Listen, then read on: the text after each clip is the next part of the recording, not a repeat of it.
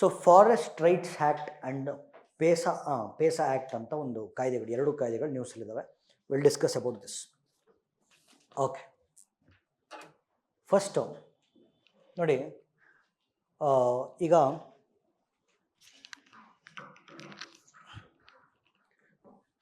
ನೋಡಿ ನಾನು ಇಂಟರ್ಲಿಂಕ್ ಮಾಡ್ಕೊಂಡು ಹೋಗ್ತೀನಿ ಕ್ಲೀನಾಗಿ ಕೇಳಿಸ್ಕೊಳ್ಳಿ. ಹಳೆ ಬ್ಯಾಚ್ ಅವರು ಫಾರೆಸ್ಟ್ ರೈಟ್ಸ್ ಆ್ಯಕ್ಟ್ ನಿಮ್ಗೆ ಆಗಿರುತ್ತೆ, ಎನ್ವಿರಾನ್ಮೆಂಟಲ್ ಮಾಡಿರ್ತೀನಿ. ಏನು ಹೇಳತ್ತೆ ಫಾರೆಸ್ಟ್ ರೈಟ್ಸ್ ಆ್ಯಕ್ಟು ಹೇಳ್ರಿ?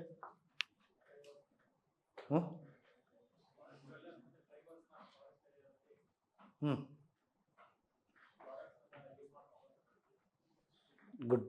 ಮಹಂಕ್, give a big hand of applause. ಒಡೆರ ಯಂಗ್ಸ್ಟರ್ಸ್ ಇದ್ರೆ ಎಷ್ಟು ಜೋಶಲ್ಲಿರ್ಬೇಕು, ಇರನ್ನ ಬೇಡವಾ?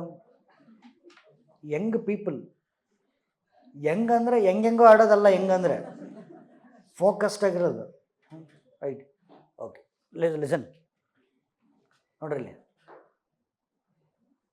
ಪ್ರೊಟೆಕ್ಟೆಡ್ ಏರಿಯಾಸ್, ಸಂರಕ್ಷಿತ ಪ್ರದೇಶಗಳು ಅಂತ ಕರಿತೀವಿ. ಸಂರಕ್ಷಿತ ಪ್ರದೇಶಗಳಲ್ಲಿ 5 ಥರ ಇದಾವೆ, ಆಯಿತಾ?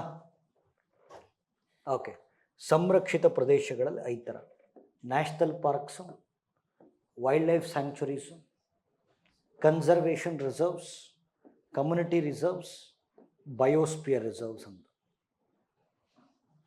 ಸಂರಕ್ಷಿತ ಪ್ರದೇಶಗಳಲ್ಲಿ 5 ವಿಧ. ಅವ್ರು ಗಾಬರಿ ಆಗ್ಬಿಟ್ರೆ, ಯಾವ್ಯಾವ ಕನ್ಫ್ಯೂಸ್ ಆಗ್ಬಿಟ್ರು. ರಾಷ್ಟ್ರೀಯ ಉದ್ಯಾನವನಗಳು, ವನ್ಯಜೀವಿ ಅಭಯಾರಣ್ಯಗಳು, ಸಂರಕ್ಷಣಾ ಮೀಸಲುಗಳು, ಸಮುದಾಯ ಮೀಸಲುಗಳು, ಜೀವಗೋಳ ಮೀಸಲುಗಳು. Okay, national parks, wildlife sanctuaries, conservation reserves, community reserves, biosphere reserves. ಈಗ ಹೇಳಿ, ನ್ಯಾಷನಲ್ ಪಾರ್ಕ್ಸನ್ನು ನೋಡಿ, ಇವೆರಡನ್ನು, ನ್ಯಾಷನಲ್ ಪಾರ್ಕ್ಸ್ ಮತ್ತು ವೈಲ್ಡ್ ಲೈಫ್ ಸ್ಯಾಂಕ್ಚುರೀಸ್ಗಳನ್ನು ಸೆಂಟ್ರಲ್ ಗೌರ್ಮೆಂಟು ಘೋಷಣೆ ಮಾಡ್ಬೋದು, ಸ್ಟೇಟ್ ಗೌರ್ಮೆಂಟು ಘೋಷಣೆ ಮಾಡ್ಬೋದು. ಕನ್ಸರ್ವೇಷನ್ ರಿಸರ್ವನ್ನು ಮುಂಚೆ ಸ್ಟೇಟ್ ಗೌರ್ಮೆಂಟ್ ಮಾತ್ರ ಘೋಷಣೆ ಮಾಡ್ತಿತ್ತು, ಬಟ್ ರೀಸೆಂಟಾಗಿ ಕೇಂದ್ರ ಸರ್ಕಾರಕ್ಕೂ ಪವರ್ಸ್ ಕೊಟ್ಟಿದ್ದಾರೆ. ರೀಸೆಂಟಾಗಿ ಯಾವಾಗ ಪವರ್ಸ್ ಕೊಟ್ಟರು ಅಂದರೆ, wild life protection amendment act 2022 ಬಂದಮೇಲೆ. B1, B2, B3, B4 ಇದಾಗಿಲ್ಲ. ನಿಮಗೆ ಎನ್ವಿರಾನ್ಮೆಂಟ್ ಮಾಡಿದಾಗ ಹೇಳ್ತೀನಿ, ಸದ್ಯಕ್ಕೆ ಇಷ್ಟು ಕೇಳಿಸ್ಕೊಳ್ಳಿ. Wild life protection amendment act 2022, okay, ಇದು ಬಂದಮೇಲೆ ಕೇಂದ್ರ ಸರ್ಕಾರವು ಕೂಡ ಕನ್ಸರ್ವೇಷನ್ ರಿಸರ್ವ್ಸನ್ನು ಘೋಷಣೆ ಮಾಡ್ಬೋದು. ಕಮ್ಯುನಿಟಿ ರಿಸರ್ವ್, ಸಮುದಾಯ ಮೀಸಲುಗಳನ್ನು ಸ್ಟೇಟ್ ಗೌರ್ಮೆಂಟ್ ಮಾತ್ರ ಘೋಷಣೆ ಮಾಡ್ಬೋದು. ಓಕೆ, ಬಯೋಸ್ಪಿಯರ್ ರಿಸರ್ವ್ಸನ್ನು ಕೇಂದ್ರ ಸರ್ಕಾರ ಮಾತ್ರ ಘೋಷಣೆ ಮಾಡ್ಬೋದು. ಮಲ್ಟಿಪಲ್ ಟೈಮ್ಸ್ ಕ್ವಶನ್ ಆಗಿದೆ. ಯಾವುದು ಯಾರ್ಯಾರು ಘೋಷಣೆ ಮಾಡ್ತಾರೆ? ರಾಷ್ಟ್ರೀಯ ಉದ್ಯಾನವನಗಳು ಮತ್ತು ವನ್ಯಜೀವಿ ಅಭಯಾರಣ್ಯಗಳನ್ನು ಕೇಂದ್ರ ಸರ್ಕಾರ, ರಾಜ್ಯ ಸರ್ಕಾರ ಎರಡೂ ಘೋಷಣೆ ಮಾಡ್ಬೋದು. ಸಂರಕ್ಷಣಾ ಮೀಸಲುಗಳನ್ನು ಎರಡೂ ಘೋಷಣೆ ಮಾಡ್ಬೋದು. ಸಮುದಾಯ ಮೀಸಲುಗಳನ್ನು ರಾಜ್ಯ ಸರ್ಕಾರ ಮಾತ್ರ ಘೋಷಣೆ ಮಾಡುತ್ತೆ. ಬಯೋಸ್ಪಿಯರ್ ರಿಸರ್ವ್ಸನ್ನು ಓಕೆ ನೋಡೋಣ. B1, B2, B3, B4 ಅವರು ರೀಸೆಂಟಾಗಿ ಈಗ ನೆನ್ನೆ ಮೊನ್ನೆ ಕ್ಲಾಸಸ್ ಆಗಿರೋದ್ರಿಂದ ನೋಡಿ, you tell me biodiversity heritage sites, ಜೀವ ವೈವಿಧ್ಯತೆಯ ಪರಂಪರೆಯ ತಾಣಗಳು, ಕೇಂದ್ರ ಸರ್ಕಾರನ ರಾಜ್ಯ ಸರ್ಕಾರನ?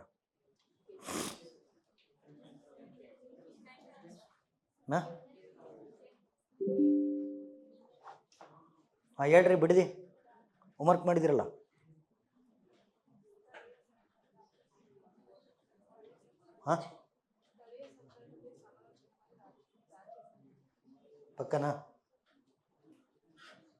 ಪಕ್ಕನಾ ಹೌದಾ ಇಲ್ಲ?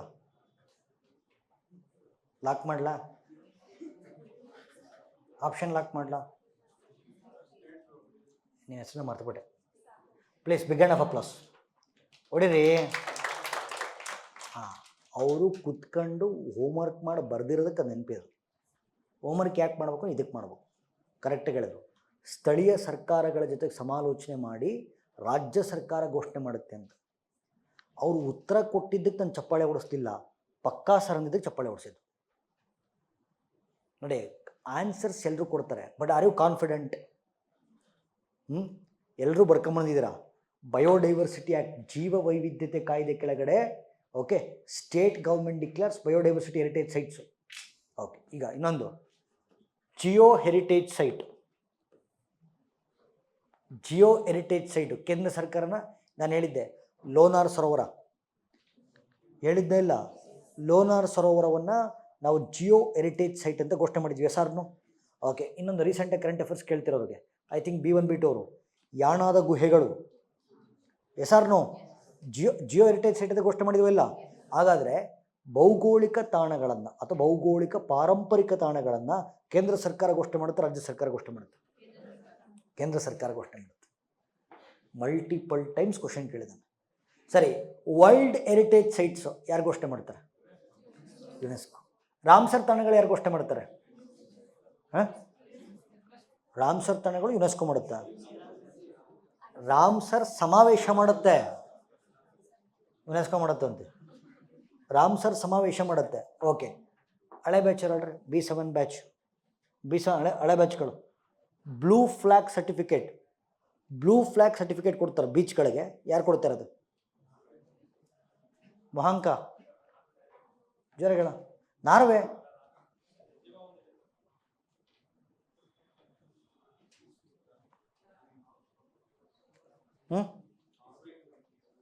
ಏನ್ ಗುರು ಹಳೆ ಬ್ಯಾಚ್ ಅವರು? Madam, Denmark based NGO foundation for environmental education blue flag certificate ಕೊಡೋದು. ಓಕೆ, ಹೊಸ ಬ್ಯಾಚ್ ಅವ್ರಿಗೆ ಇನ್ನೂ ಆಗಿಲ್ಲ, ಅದು ಮಾಡಿಲ್ಲ, ಮಾಡ್ತೀನಿ. ಓಕೆ ಸರಿ, ಆಯಿತು. ಈಗ ನೋಡಿ, ಆಯಿತು. ಈಗ try to tell what is the difference between national park and wildlife sanctuaries?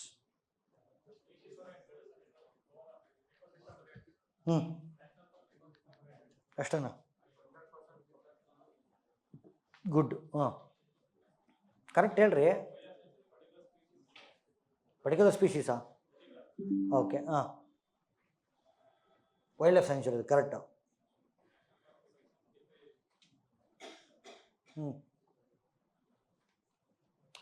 ನೋಡಿಲಿ, ಅಬ್ಸರ್ವ್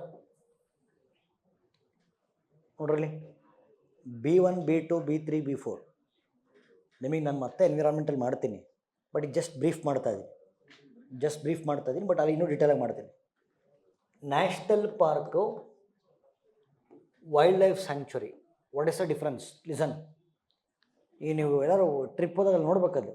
ಈಗ ಏನಾದ್ರು ನೇಚರ್ ವಿಸಿಟ್ಸ್ಗೆ ಹೋದಾಗ ಅದು ನ್ಯಾಷನಲ್ ಪಾರ್ಕಾ ವೈಲ್ಡ್ ಲೈಫ್ ಸ್ಯಾಂಕ್ಚುರಿನ? ಎರಡಕ್ಕೂ ವ್ಯತ್ಯಾಸ ಏನು? ಓಕೆ, ಎರಡಕ್ಕೂ ವ್ಯತ್ಯಾಸ.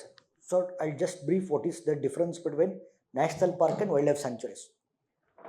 ಅಪ್ಪಾಜಿ ಇಲ್ಲಿ ನೋಡಿರಿ, ನ್ಯಾಷನಲ್ ಪಾರ್ಕನ್ನು ಕೇಂದ್ರ ಸರ್ಕಾರವು ಘೋಷಣೆ ಮಾಡ್ಬೋದು, ರಾಜ್ಯ ಸರ್ಕಾರವು ಘೋಷಣೆ ಮಾಡ್ಬೋದು. ಕೇಂದ್ರ ಸರ್ಕಾರವು ಘೋಷಣೆ ಮಾಡ್ಬೋದು, ರಾಜ್ಯ ಸರ್ಕಾರವು ಘೋಷಣೆ ಮಾಡ್ಬೋದು. ಹಾಗಾದರೆ ಸರ್, ನ್ಯಾಷನಲ್ ಪಾರ್ಕ್ ಮತ್ತು ವೈಲ್ಡ್ ಲೈಫ್ ಸ್ಯಾಂಕ್ಚುರೀಸನ್ನು ಸೆಂಟ್ರಲ್ ಗೌರ್ಮೆಂಟು ಮತ್ತು ಸ್ಟೇಟ್ ಗೌರ್ಮೆಂಟು ಯಾವ ಆ್ಯಕ್ಟ್ ಕೆಳಗಡೆ ಘೋಷಣೆ ಮಾಡ್ತವೆ? ವೈಲ್ಡ್ ಲೈಫ್ ಪ್ರೊಟೆಕ್ಷನ್ ಆ್ಯಕ್ಟ್ 1972, ವನ್ಯಜೀವಿ ಸಂರಕ್ಷಣಾ ಕಾಯ್ದೆ 1972. ಇದು ಅಷ್ಟೇ, ವೈಲ್ಡ್ ಲೈಫ್ ಪ್ರೊಟೆಕ್ಷನ್ ಆ್ಯಕ್ಟ್ 1972. ಆಯಿತಾ? ಬಟ್ ಸಾಮಾನ್ಯವಾಗಿ ನ್ಯಾಷನಲ್ ಪಾರ್ಕನ್ನು ಕೇಂದ್ರ ಸರ್ಕಾರದವರೇ ಕಾಮನಾಗಿ ಘೋಷಣೆ ಮಾಡ್ತಾರೆ ಯಾವಾಗಲೂ. ಯಾಕೆ? ಅವ್ರದ್ದು ದುಡ್ಡು ಜಾಸ್ತಿ ಇರುತ್ತೆ. Okay, but wildlife protection act 1972 ಕೆಳಗಡೆ ಸೆಕ್ಷನ್ 35 ಅಂತಿದೆ. Section 35 of wildlife protection act allows the state government to declare national park. ಇದು ಕೇಳಿದ್ದಾನೆ. ನ್ಯಾಷನಲ್ ಪಾರ್ಕನ್ನು ಘೋಷಣೆ ಮಾಡಲಿಕ್ಕೆ ರಾಜ್ಯ ಸರ್ಕಾರಗಳಿಗೆ ಅಧಿಕಾರವನ್ನು ಕೊಡ್ತಕ್ಕಂಥ WPA ಕಾಯ್ದೆಯ ಸೆಕ್ಷನ್ ಯಾವುದು? ಸೆಕ್ಷನ್ 35. ಇಲ್ಲೂ ಸಾಮಾನ್ಯವಾಗಿ ಸೆಂಟ್ರಲ್ ಗೌರ್ಮೆಂಟು ವೈಲ್ಡ್ ಲೈಫ್ ಸ್ಯಾಂಕ್ಚುರಿಗಳನ್ನು ಘೋಷಣೆ ಮಾಡುತ್ತೆ. ಆದರೆ ವೈಲ್ಡ್ ಲೈಫ್ ಪ್ರೊಟೆಕ್ಷನ್ ಆ್ಯಕ್ಟ್ 1972 ಕೆಳಗಡೆ there is something called as section 18. Section 18 of wildlife protection act allows the state government to declare wildlife sanctuaries. ಇದು point number 1. ಆಯಿತಾ? Point number 1 ನೋಡಿ, national ಪಾರ್ಕಿಗೆ ಒಂದು particular boundary ಅಂತಿರುತ್ತೆ, ಆದರೆ wildlife sanctuary ಇರಲ್ಲ, boundary ಇರಲ್ಲ ಅದಕ್ಕೆ. ಈಗ ಹೇಳಿ, ಇದು ಅರ್ಥ ಆಗಿದ್ರೆ ಇವೆರಡರಲ್ಲಿ ಯಾವ್ದು ದೊಡ್ಡದು? Wildlife sanctuaries are larger. ಆದರೆ ನೀವು ವಿಸ್ತೀರ್ಣ ತಗೊಂಡಾಗ ಇದ್ದೊಡ್ದು, ವಿಸ್ತೀರ್ಣ ತಗೊಂಡಾಗ ಇದ್ದೊಡ್ದು. ಆದರೆ ಕನ್ಸರ್ವೇಷನ್ ಏರಿಯಾ ತಗೊಂಡ್ರೆ ಯಾವ್ದು ದೊಡ್ಡದು? ನ್ಯಾಷನಲ್ ಪಾರ್ಕ್ಸ್ ದೊಡ್ಡದು. ಜಿಯೋಗ್ರಫಿಕಲ್ ಏರಿಯಾ ತಗೊಂಡ್ರೆ ಯಾವ್ದು ದೊಡ್ಡದು? ಭೌಗೋಳಿಕ ವ್ಯಾಪ್ತಿ ತಗೊಂಡ್ರೆ ಇದು ದೊಡ್ಡದು.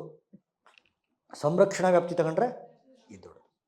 ಸರಿ, ನೆಕ್ಸ್ಟು ನೋಡಿ, ಈಗ ಇನ್ನೂ ಡಿಫ್ರೆನ್ಸಸ್ ಏನು? ಡಿಫ್ರೆನ್ಸಸ್ ಆಯಿತಾ? ಮೂರನೇ ಡಿಫ್ರೆನ್ಸು ಸರ್, ನ್ಯಾಷನಲ್ ಪಾರ್ಕನ್ನು ಯಾವಾಗ ಘೋಷಣೆ ಮಾಡ್ತಾರೆ, ವೈಲ್ಡ್ ಲೈಫ್ ಸ್ಯಾಂಕ್ಚುರಿನ ಯಾವಾಗ ಘೋಷಣೆ ಮಾಡ್ತಾರೆ? ಪೂರ್ತಿ ದ ಹೋಲ್ ಈಕೋಸಿಸ್ಟಮ್ ಪ್ರೊಟೆಕ್ಟ್ ಮಾಡಬೇಕು ಅಂತಂದಾಗ ನ್ಯಾಷನಲ್ ಪಾರ್ಕ್ ಘೋಷಣೆ ಮಾಡ್ತಾರೆ. ದ ಹೋಲ್ ಈಕೋಸಿಸ್ಟಮ್, ಸಂಪೂರ್ಣ ಪರಿಸರ ವ್ಯವಸ್ಥೆ ಸಂರಕ್ಷಣೆ ಮಾಡಬೇಕು ಅಂದಾಗ ನ್ಯಾಷನಲ್ ಪಾರ್ಕು. ಯಾವುದೋ ಒಂದು ಪರ್ಟಿಕ್ಯುಲರ್ ಸ್ಪೀಷೀಸ್ ಫೋಕಸ್ ಮಾಡಬೇಕು ಅಂದಾಗ ವೈಲ್ಡ್ ಲೈಫ್ ಸ್ಯಾಂಕ್ಚುರಿ ಮಾಡ್ತಾರೆ. ಓಕೆ, ಫಾರ್ ಎಕ್ಸಾಂಪಲ್ ನೋಡಿ, ನಿಮಗೆ ವ್ಯತ್ಯಾಸ ತೋರಿಸ್ತೀನಿ. ಓಕೆ, ಈ ನೋಡಿ, ಇಲ್ಲಿ ಗೂಗಲಲ್ಲಿ ನಾನು ಟೈಪ್ ಮಾಡ್ತೀನಿ, please observe Sharavathi wildlife sanctuary. Okay, Sharavathi wildlife sanctuary ಅಂತ ಗೂಗಲ್ ಮಾಡ್ತೀನಿ. ಓಕೆ, ಇಮೇಜಸ್ ಕಾಲಮ್ಗೆ ಹೋಗಿ ಶರಾವತಿ ವೈಲ್ಡ್ ಲೈಫ್ ಸ್ಯಾಂಕ್ಚುರಿಗೆ ಹೋದಾಗ ನೋಡಿ, Sharavathi wildlife sanctuary is also called as lion tailed macaque sanctuary. Sharavathi wildlife sanctuary is also called as lion tailed macaque sanctuary. ಅಂದರೆ ನೀವು wild life sanctuary ಘೋಷಣೆ ಮಾಡ್ಬೇಕಾದ್ರೆ ಯಾವ ಸ್ಪೀಷೀಸ್ ಫೋಕಸ್ ಮಾಡ್ತಿದ್ದಾರೆ ಇಲ್ಲಿ? ಅಂದರೆ ಒಂದು ಪರ್ಟಿಕ್ಯುಲರ್ ಸ್ಪೀಷೀಸ್ ಫೋಕಸ್ ಮಾಡ್ತಾರೆ. ಅದೇ ನೀವು ಬಂಡೀಪುರಕ್ಕೆ ಹೋಗಿ, ಬಂಡೀಪುರ ನ್ಯಾಷನಲ್ ಪಾರ್ಕ್ ಅದು, ಅಲ್ಲಿ ಒಂದು ಸ್ಪೀಷೀಸೋ ಎಲ್ಲ ಸ್ಪೀಷೀಸೋ? ಎಲ್ಲ ಸ್ಪೀಷೀಸ್ ಇರ್ತವೆ. ಓಕೆ, ಈಗ ಒಂದು ಈಕೋಸಿಸ್ಟಮ್ ಅಂದರೆ ಎಲ್ಲ, ಅಲ್ಲಿ ಪ್ರಾಣಿ ಪಕ್ಷಿ ಸಸ್ಯ ಅರಣ್ಯ ಎಲ್ಲ. Okay, the whole ecosystem protect ಮಾಡಬೇಕು ಅಂದಾಗ ನ್ಯಾಷನಲ್ ಪಾರ್ಕ್ ಘೋಷಣೆ ಮಾಡ್ತಾರೆ. ಒಂದು ಪರ್ಟಿಕ್ಯುಲರ್ ಸ್ಪೀಷೀಸ್ ಫೋಕಸ್ ಮಾಡಬೇಕು ಅಂದಾಗ ವೈಲ್ಡ್ ಲೈಫ್ ಸ್ಯಾಂಕ್ಚುರಿ ಘೋಷಣೆ ಮಾಡ್ತಾರೆ. ಆಯಿತಾ? ನೆಕ್ಸ್ಟು ನೋಡಿಲ್ಲಿ, ನೀವು ನ್ಯಾಷನಲ್ ಪಾರ್ಕನ್ನು, ಓಕೆ, ನ್ಯಾಷನಲ್ ಪಾರ್ಕನ್ನು ನಾವು 100% ಪ್ರೊಟೆಕ್ಟೆಡ್ ಅಂತ ಕರಿತೀವಿ. 100% ಪ್ರೊಟೆಕ್ಟೆಡ್ ಏರಿಯಾಸ್. ಯಾಕಂಗೆ ಕರಿತೀವಿ ನೋಡಿ, ನ್ಯಾಷನಲ್ ಪಾರ್ಕನ್ನು ಘೋಷಣೆ ಮಾಡಿದ ತಕ್ಷಣ ಓಕೆ ಕಂಪ್ಲೀಟ್ ಬೇಲಿ ಹಾಕ್ತಾರೆ. ಕಂಪ್ಲೀಟ್ ಬೇಲಿ ಹಾಕ್ತಾರೆ, ಫೆನ್ಸಿಂಗ್ ಮಾಡಿಬಿಡ್ತಾರೆ. ಒಳಗಡೆ ಯಾರಿದ್ರೂ ಬಿಡಲ್ಲ, ಒದ್ದು ಹೊರಗಡೆ ಹಾಕ್ತಾರೆ. ಬುಡಕಟ್ಟು ಜನಗಳು, ಆದಿವಾಸಿಗಳು, ಸ್ಥಳೀಯ ಸಮುದಾಯಗಳು ಯಾರಿಗೂ ಬಿಡಲ್ಲ. ಕಂಪ್ಲೀಟ್ ಬೇಲಿ ಹಾಕ್ತಾರೆ. ದಶ ದಿಕ್ಕುಗಳಲ್ಲೂ ಕೂಡ ಫಾರೆಸ್ಟ್ ಡಿಪಾರ್ಟ್ಮೆಂಟ್ ಚೆಕ್ ಪೋಸ್ಟ್ ಇರುತ್ತೆ. ಎಲ್ಲ ಎಂಟ್ರಿ ಎಕ್ಸಿಟ್ಸಲ್ಲಿ ಚೆಕ್ ಪೋಸ್ಟ್ ಇರುತ್ತೆ. ಆಯಿತಾ? ಆಮೇಲೆ ಬೆಳಗ್ಗೆ ಮಧ್ಯಾಹ್ನ ರಾತ್ರಿ, ಬೆಳಗ್ಗೆ ಮಧ್ಯಾಹ್ನ ರಾತ್ರಿ, ಬೆಳಗ್ಗೆ ಮಧ್ಯಾಹ್ನ ರಾತ್ರಿ ಫಾರೆಸ್ಟ್ ಡಿಪಾರ್ಟ್ಮೆಂಟ್ ಬೀಟ್ಸ್ ಇರುತ್ತೆ ಒಳಗಡೆ. ಅಷ್ಟು ಸಾಲದು ಅಂತ ಒಳಗಡೆ ಹೈ ರೆಸಲ್ಯೂಷನ್ ಕ್ಯಾಮ್ರಾಸ್ ಹಾಕಿರ್ತಾರೆ, ಸಣ್ಣ ಸಣ್ಣದು. ಈ ನ್ಯಾಷನಲ್ ಜಿಯೋಗ್ರಫಿ, ಅನಿಮಲ್ ಪ್ಲಾನೆಟ್ ಎಲ್ಲ ನೋಡಿದಿರಲ್ಲ, ಅರೇ ಸಣ್ಣ ಸಣ್ಣ ಹೈ ರೆಸಲ್ಯೂಷನ್ ಕ್ಯಾಮ್ರಾಸ್ ಹಾಕಿರ್ತಾರೆ. ಓಕೆ, ಯಾಕೆ? To monitor smuggling activities. ಒಂದೇ ಅಲ್ಲ, ಟು ಮಾನಿಟರ್ ಎನಿಮಲ್ ಹೆಲ್ತ್. ಈಗ ಯಾವುದೋ ಒಂದು ಹುಲಿಗೆ ಸಾಂಕ್ರಾಮಿಕ ರೋಗ ಕಾಣಿಸ್ಕೊಂಡ್ರೆ ಅದು ಹಂಗೆ ಬಿಟ್ಟರೆ ಏನು ಮಾಡುತ್ತೆ? ಅದು ಎಲ್ಲದಕ್ಕೂ ಹರಡಿಸ್ಕೊಂಬರುತ್ತೆ. ಯಾವುದೋ ಒಂದು ಹುಲಿಗೆ ಏನೋ ರೋಗ ಬಂದಿದೆ ಗೊತ್ತಾಗ್ಬಿಟ್ರೆ ಹೋಗ್ತಾರೆ, ಅದನ್ನು ಹುಡುಕಿ ಎತ್ಕೊಂಬರ್ತಾರೆ. ಎತ್ಕೊಂಬಂದು ಸರಿ ಮಾಡಿ ಟ್ರೀಟ್ಮೆಂಟ್ ಎಲ್ಲ ಕೊಟ್ಟು ವಾಪಸ್ ಬಿಡ್ತಾರೆ. ಸೊ ಹೈ ರೆಸಲ್ಯೂಷನ್ ಕ್ಯಾಮ್ರಾಸ್ ಇರುತ್ತೆ. ನೆಕ್ಸ್ಟು ಮೇಲ್ಗಡೆಯಿಂದ ಸ್ಯಾಟಲೈಟ್ ಮಾನಿಟರಿಂಗ್ ಇರುತ್ತೆ. ಯಾರೋ ಮರ ಕಡಿತಿದ್ರೆ, ಸ್ಮಗ್ಲಿಂಗ್ ಮಾಡ್ತಿದ್ರೆ, ಕಾಡ್ಗಿಚ್ಚಾಗಿದ್ದರೆ ಎಲ್ಲದೂ ಗೊತ್ತಾಗುತ್ತೆ. ಇಷ್ಟೆಲ್ಲ ಪ್ರೊಟೆಕ್ಷನ್ ಇರೋದ್ರಿಂದ so national parks are called as 100% protected areas. ಅದಕ್ಕೆ ನಾವೇನು ಹೇಳ್ತೀವಿ ನೋಡಿ, the whole ecosystem inside is regulated by nature with zero human intervention. ಒಳಗಡೆ ಮಾನವನ ಹಸ್ತಕ್ಷೇಪ ಶೂನ್ಯ ಇರುತ್ತೆ. The whole ecosystem is regulated by nature. But ಇಲ್ಲಂಗಲ್ಲ. ಓಕೆ, ಸೊ ಇವುಗಳನ್ನು 90% ಪ್ರೊಟೆಕ್ಟೆಡ್ ಅಂತ ಕರಿತೀವಿ. ಓಕೆ, ಬುಡಕಟ್ಟು ಜನಗಳು, ಆದಿವಾಸಿಗಳು, ಸ್ಥಳೀಯ ಸಮುದಾಯಗಳು ಕಾಡಿಗೆ ಹೋಗ್ಬೋದು. ಓಕೆ, ಕಾಡಿಗೆ ಹೋಗ್ಬೋದು, ಕಾಡಿಗೆ ಹೋಗಿ. ಬಟ್ ಮರ ಕಡಿಯೋಂಗಿಲ್ಲ, ಬೇಟಾಡೋಂಗಿಲ್ಲ. ಮರ ಕಡಿಯೋದು, ಬೇಟಾಡೋದು ಮಾಡೋಂಗಿಲ್ಲ. ಅದು ಬಿಟ್ಟು ಅಲ್ಲಿರ್ತಕ್ಕಂಥ ಕಟ್ಟಿಗೆ ರಹಿತ ಸಂಪನ್ಮೂಲಗಳು ಅಥವಾ ಕಟ್ಟಿಗೆಯೇತರ ಅರಣ್ಯ ಸಂಪನ್ಮೂಲಗಳು, ನಾನ್ ಟಿಂಬರ್ ಫಾರೆಸ್ಟ್ ಪ್ರೊಡ್ಯೂಸ್, ನಾನ್ ಟಿಂಬರ್, ಜೇನುತುಪ್ಪ, ಗೆಡ್ಡೆ ಗೆಣಸು, ಹಣ್ಣು ತರಕಾರಿ, ಅಂಟು, ಗಿಡಮೂಲಿಕೆಗಳು, ಇವೆಲ್ಲ ಕಲೆಕ್ಟ್ ಮಾಡ್ಕೊಂಬರ್ಬೋದು. ಓಕೆ, ಸೊ ಹೋಗ್ಬೋದು, ಬೇಟಾಡೋಂಗಿಲ್ಲ, ಮರ ಕಡಿಯೋಂಗಿಲ್ಲ, ಬಟ್ ಅಲ್ಲಿರ್ತಕ್ಕಂಥ ಕಟ್ಟಿಗೆ ಎತ್ತರ ಅರಣ್ಯ ಸಂಪನ್ಮೂಲಗಳನ್ನು ಕಲೆಕ್ಟ್ ಮಾಡ್ಕೊಂಡು ತಮ್ಮ ಜೀವನವನ್ನು ನಡೆಸ್ಕೊಂಡು ಹೋಗ್ಬೋದು. ಅಲ್ಲಿ ಹ್ಯೂಮನ್ ಇಂಟರ್ವೆನ್ಷನ್ ಕಂಡು ಬರೋದ್ರಿಂದ it is called as 90% protected area. Okay, but ಇದನ್ನು ಕತೆ ಕೇಳಿದಾಗ ಇದನ್ನು ಯಾಕೆ ಹೇಳ್ತಾ ಇದ್ದೀನಿ ಅಂದರೆ, ಸರ್ ಇದನ್ನು ಯಾಕೆ ಹೇಳ್ತಾ ಇದ್ದೀನಿ ಅಂದರೆ, ಎಲ್ಲೋ ಒಂದು ಕಡೆ ಎಲ್ಲೋ ಒಂದು ಕಡೆ ಅರಣ್ಯ ಸಂರಕ್ಷಣೆ ಹೆಸರಲ್ಲಿ ಬುಡಕಟ್ಟು ಜನಗಳ ಶೋಷಣೆ ಆಗಿದೆಯಾ ಇಲ್ಲ?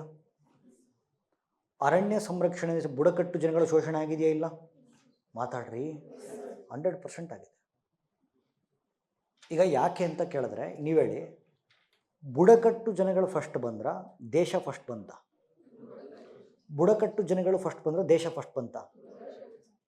ನೀವು ದೇಶ ಬಂದಿರೋದು 79 ವರ್ಷ ಆಯಿತು, ಬಟ್ ಬುಡಕಟ್ಟು ಜನಗಳು ಸಾವಿರಾರು ವರ್ಷಗಳಿಂದ ಜೀವನ ಮಾಡ್ಕೊಂಡು ಬರ್ತಾ ಇದ್ದಾರೆ. ನೀವು ದೇಶ ಎನ್ನುವಂಥ ಪರಿಕಲ್ಪನೆ ಇಟ್ಕೊಂಡು ಬುಡಕಟ್ಟು ಜನ ಅಂದರೆ ಅವ್ರದ್ದೇ ಜಾಗದಿಂದ ಅವ್ರು ತೆಗೆದು ಹೊರಗಡೆ ಹಾಕ್ತಿದ್ದಾರಲ್ಲ, ಎಷ್ಟು ಮಟ್ಟಕ್ಕೆ ಸರಿ?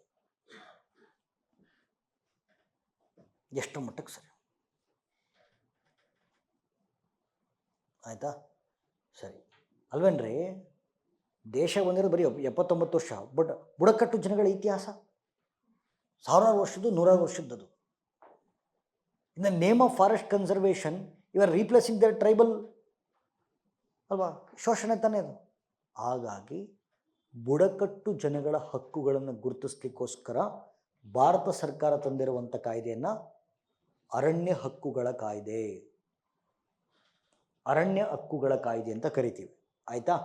ಸರಿ, ಅದನ್ನು ಕಂಪ್ಲೀಟಾಗಿ ಫುಲ್ ಹೆಸರು ಹೇಳಬೇಕು ಅಂತಂದರೆ ನೋಡಿ, scheduled tribes and other traditional forest dwellers act 2006 ಪೂರ್ತಿ ಹೆಸರು. ಈಗ ನಾನು ಹೇಳಿದ್ನಲ್ಲ ಲೆಸನ್ ಇಯರ್, ಬುಡಕಟ್ಟು ಜನಗಳು ನ್ಯಾಷನಲ್ ಪಾರ್ಕಿಗೆ ಹೋಗಂಗಿಲ್ಲ, ವೈಲ್ಡ್ ಲೈಫ್ ಸೆಂಚುರಿಗೆ ಹೋಗ್ಬೋದು ಅಂತ ಹೇಳಿದ್ನೇ ಇಲ್ಲ. ಹೋಗ್ಬೋದು, ಬಟ್ ಬೇಟೆಯಾಡಂಗಿಲ್ಲ, ಮರ ಕಡಿಯೋಂಗಿಲ್ಲ, ಬಟ್ ಅಲ್ಲಿರ್ತಕ್ಕಂಥ ನಾನ್ ಟಿಂಬರ್ ಫಾರೆಸ್ಟ್ ಪ್ರೊಡ್ಯೂಸನ್ನು ಕಲೆಕ್ಟ್ ಮಾಡ್ಕೊಂಡು ತಮ್ಮ ಜೀವನೋಪಾಯವನ್ನು ರೂಪಿಸ್ಕೋಬೋದು ಅಂತ ಹೇಳಿದ್ನೇ ಇಲ್ಲ. ಆ ರೈಟ್ಸನ್ನು ಕೊಟ್ಟಿದ್ದು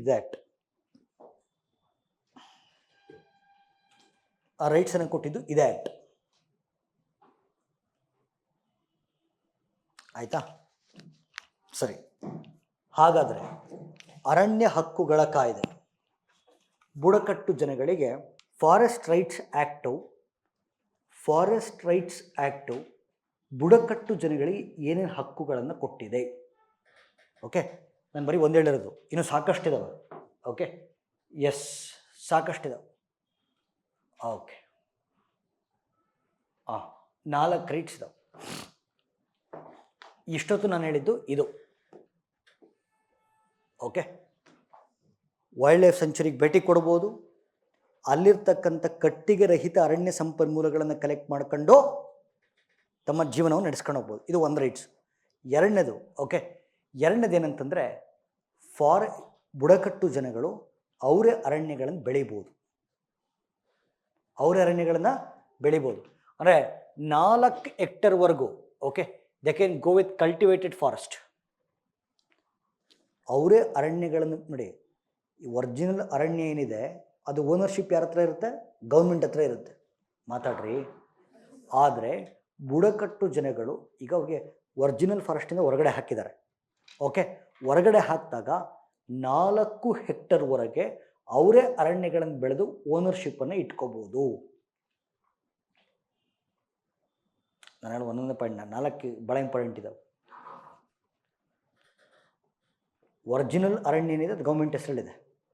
ಇವನು ಹೊರಗಡೆ ಹಾಕಿದಾಗ 4 ಹೆಕ್ಟರ್ವರೆಗೂ ಅವರು ಅರಣ್ಯಗಳನ್ನು ಬೆಳೆದು ಓನರ್ಶಿಪ್ಪನ್ನು ಇಟ್ಕೋಬೋದು. ಅಥವಾ ಅವ್ರದ್ದೇ ಏನು ಫಾರೆಸ್ಟ್ ಬೆಳ್ಕೊಂಡಿರ್ತಾರಲ್ಲ ಅವ್ರ ಹೆಸ್ರಲ್ಲಿ ಏನಿರುತ್ತದು, ಗೌರ್ಮೆಂಟ್ ಹೆಸ್ರಾಗಿರೋದಲ್ಲ, ಅವ್ರ ಹೆಸ್ರಾಗಿ ಏನಿರುತ್ತೆ ಅದರಲ್ಲಿ ಬೇಕಾದ್ರೆ ಅರಣ್ಯಗಳನ್ನು ನಾಶ ಮಾಡಿ ಅವರು ಶಾಲೆಗಳು, ಆಸ್ಪತ್ರೆಗಳು ಮತ್ತು ರಸ್ತೆಗಳನ್ನು ಮಾಡ್ಕೋಬೋದು. ಮತ್ತು ಅರಣ್ಯಗಳನ್ನು ಕಡಿದೇ ಇದ್ದರೆ, ಓಕೆ, ಅವುಗಳನ್ನು ರಕ್ಷಣೆ ಮಾಡ್ತೀವಂತ ಬುಡಕಟ್ಟು ಜನಗಳು ನಿಂತ್ಕೊಂಡ್ರೆ ಅವ್ರಿಗೆ ಪೂರ್ತಿ ಪ್ರಮಾಣದ ಅಧಿಕಾರವನ್ನು ಸರ್ಕಾರ ಕೊಡುತ್ತೆ. They can protect their own forest. So ಇದು ಫಾರೆಸ್ಟ್ ರೈಟ್ಸ್ ಆ್ಯಕ್ಟ್ 2006. ಆಯಿತಾ? ಸೊ ಈ ಫಾರೆಸ್ಟ್ ರೈಟ್ಸನ್ನು ಆ್ಯಕ್ಟನ್ನು ಇಂಪ್ಲಿಮೆಂಟ್ ಮಾಡೋಕ್ಕೆ ಹೋಗಿದ್ದಾರೆ. ಎಲ್ಲಿ? ಛತ್ತೀಸ್ಗಢದಲ್ಲಿ. ಅಲ್ಲಿ ಸ್ವಲ್ಪ ದಂಗೆ ಎದ್ದಿದ್ದು. So it is in news. Okay, so for that reason forest rights act, ಅರಣ್ಯ ಹಕ್ಕುಗಳ ಕಾಯ್ದೆ ನ್ಯೂಸಲ್ಲಿದೆ.